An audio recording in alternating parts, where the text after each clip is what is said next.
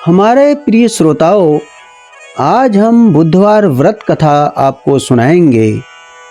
बुध ग्रह की शांति और सर्व सुखों की इच्छा रखने वाले स्त्री पुरुषों को बुधवार का व्रत अवश्य करना चाहिए। कई जगहों पर इस दिन गणेश भगवान की भी पूजा की जाती है। हालांकि बुधवार की व्रत कथा पूर्ण रूप से भगवान बुद्ध पर आधारित है। तो आइए सुनते हैं बुधवार व्रत कथा। समतापुर नगर में मधुसूदन नाम का एक व्यक्ति रहता था। वह बहुत ही धनवान था। मधुसूदन का विवाह बलरामपुर नगर की सुंदर लड़की संगीता से हुआ था। एक बार मधुसूदन अपनी पत्नी को लेने बुधवार के दिन बलरामपुर गया।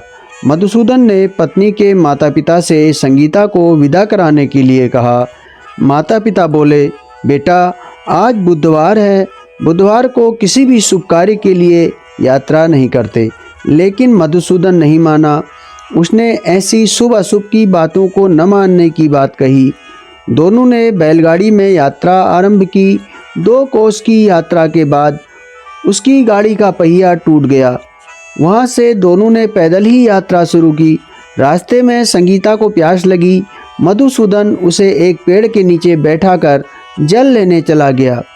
थोड़ी देर बाद जब मधुसूदन कहीं से जल लेकर वापस आया तो वह बुरी तरह हैरान हो उठा, क्योंकि उसकी पत्नी के पास उसकी ही शक्ल सूरत का एक दूसरा व्यक्ति बैठा था।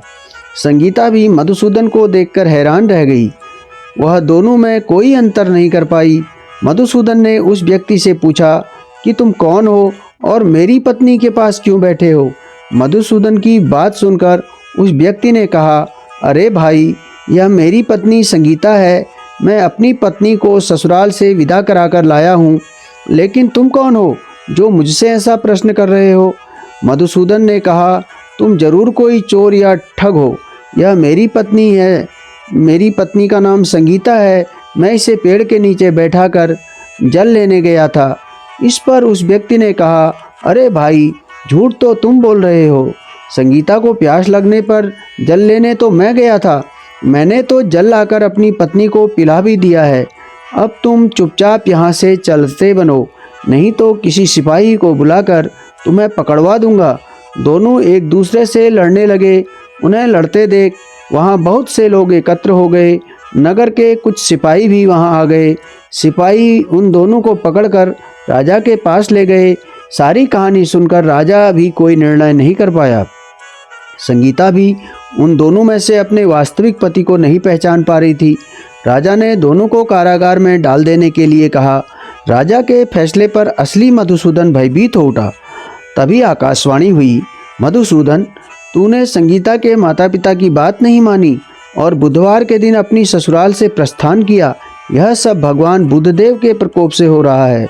मधुसूदन ने भगवान बुद्धदेव से प्रार्थना की कि हे भगवान बुद्धदेव, मुझे क्षमा कर दीजिए। मुझसे बहुत बड़ी गलती हुई है। भविष्य में अब कभी भी बुधवार के दिन यात्रा नहीं करूंगा और सदैव बुधवार को आपका व्रत किया करूंगा। मधुसूदन के प्रार्थना करने से भगवान बुद्धदेव ने उसे क्षमा कर दिया। तभी दूसरा व्यक्ति राजा के सामने से गायब हो गया। राजा और दूसरे लोग इस चमत्कार को देखकर हैरान हो गए। भगवान बुद्धदेव की अनुकंपा से राजा ने मधुसूदन और उसकी पत्नी को सम्मानपूर्वक विदा किया। कुछ दूर चलने पर रास्ते में उन्हें बैलगाड़ी मिल गई। बैलगाड़ी का टूटा हुआ पहिया भी जुड़ा हुआ था। दोनों उसमें बैठकर समतापुर की ओर चल दिए। मधुसूदन और उसकी पत्नी संगीता दोनों बुधवार का व्रत करते हुए आनंदपूर्वक जीवन यापन करने लगे। इस तरह भगवान बुद्धदेव की कृपा से उनके यहाँ खुशियाँ बरसने लगी। इस तरह से जो भी स्त्री पुरुष विधिवत बुधवार का व्रत करके व्रत कथा सुनते हैं, भगवान बुद्धदेव उनकी सभी कष्ट को दूर करते हैं। बोलो बुद्धदेव भगवान की जय। जो भी व्यक्ति इस कथा को कहता है या सुनता है, उसको बुधवार के दिन यात्रा करने का कोई दोष नहीं लगता। बुधवार का व्रत बुध ग्रह को शांत करने के लिए विशेष रूप से फलदायी माना जाता है। ज्ञान, कार्य, बुद्धि, व्यापार आदि में प्रगति के लिए बुधवार का व्रत बेहद ही शुभ व फलदायी माना जाता है। बुधवार के दिन कई जगह बुद्ध देव के साथ भगवान गणेश की पूजा का भी विधान है। तो आइए इस व्रत की विधि जान लेते हैं। बुधवार व्रत की विधि। गृह शांति तथा सर्व सुखों की इच्छा रखने वाले स्त्री पुरुषों को बुधवार का व्रत अवश्य करना चाहिए। इस व्रत में हरी वस्तु का उपयोग करना श्रेष्ठतम माना जाता है। इस व्रत के अंत में शंकर जी की पूजा धूप, बेलपत्र आदि से करनी चाहिए। साथ ही बुधवार की कथा सुनकर आरती के बाद प्रसाद लेकर जाना चाहिए।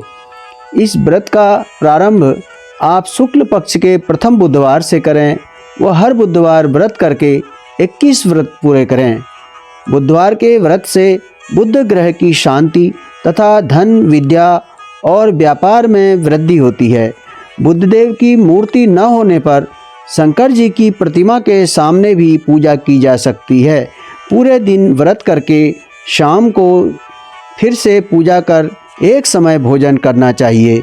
बुधवार व्रत में हरे रंग के फूलों व सब्जियों का दान व वस्त्रों का दान देना चाहिए। इस दिन एक समय दही, मूंग दाल का हलवा या हरी वस्तुओं से बनी चीज़ों का सेवन करना चाहिए। तो आइए भक्तों, अगर आप इस बुधवार व्रत को सच्ची लगन व मन से करते हैं तो आपके जीवन में सुख, शांति और धन धान्य की प्राप्ति होती है।